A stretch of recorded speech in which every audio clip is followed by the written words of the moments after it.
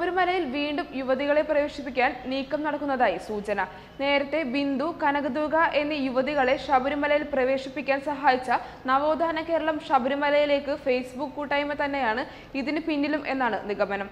മാസപൂജകൾക്കായി കുംഭം 1-ന് ശബരിമല നട തുറക്കുമ്പോൾ യുവതികളെ പ്രവേശിപ്പിക്കാനാണ് പദ്ധതി.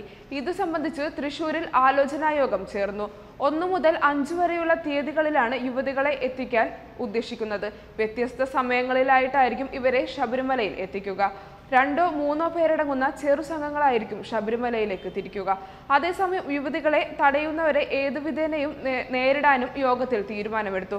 നേരത്തെ ശബരിമല ദർശനത്തിന് എത്തിയ രേഷ്മ നിഷാന്ത്, ഷാനില എന്നിവരെ പ്രതിഷേധക്കാർ തടഞ്ഞ് മടക്കി അയച്ചിരുന്നു. ബിന്ദു തങ്കം കല്യാണി, മൈത്രേയൻ, ശ്രേയസ് കണാരൻ തുടങ്ങി സംസ്ഥാനത്തിന്റെ വിവിധ ഭാഗങ്ങളിൽ നിന്നുള്ള 30ഓളം പേർ യോഗത്തിന് എത്തിയിരുന്നു. അതേസമയം സുപ്രീം കോടതി വിധിയുടെ പിൻബലത്തിൽ ശബരിമലയിൽ ദർശനം നടത്താൻ ശ്രമിച്ച യുവതികളെ ഒറ്റപ്പെടുത്തി ആക്രമിക്കുന്നതിനെതിരെ പ്രചാരണം നടത്താനും യോഗത്തിൽ തീരുമാനമെടുത്തു.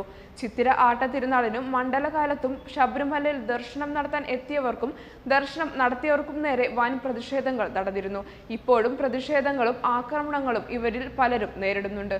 അതുകൊണ്ട് തന്നെ മുൻപുണ്ടായ പ്രശ്നങ്ങൾ പോലും പരിഹരിക്കാൻ കഴിയാത്ത ഈ ഒരു സാഹചര്യത്തിൽ വീണ്ടും ശബരിമലയിലേക്ക് യുവതികളെ പ്രവേശിപ്പിക്കാൻ ഒരുങ്ങുന്നത് ശബരിമലയെ വീണ്ടും സംഘർഷാവസ്ഥയിലേക്ക് നയിക്കും.